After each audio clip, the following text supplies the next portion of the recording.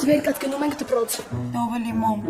թող մի քիչ էլ քնեմ։ Լիլիթ լուրջ եմ ասում, արագացրու վերկած։ Ինչ ա եղել Նարե։ Մեր դպրոցի տնօրենը լրիվ գժվել է, անկա բանի համար ծնող է կանչում։ Նարե ինչ ես արել։ Մեկին էլեկտրաշոկով խփեցի, սարքեց պատմություն։ Ինչ ես արել։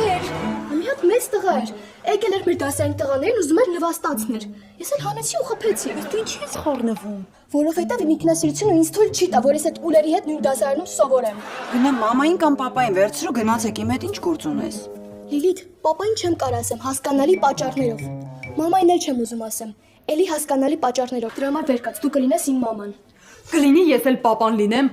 Ալա վերկած գնում ենք դպրոց, երեխան անկարգություն է արել։ Չէ, Նարե ջան, չի լինի։ Գնա հարցրդ ինքդ լուծի։ Լավ, Լիլիթ աղջիկ։ Մի օր կգաս կչոքես դուրս, ես էլ քեզ չեմ օգնի։ Բայց դու դուր չունես։ Ահա, ես ինչ ապորինի պահվածքը։ Մինչև մը պարկած ես, արագած շուշանում ենք, կարմեն ներքևը սպասում։ Բոլորը լինելու ու ահավոր կինո։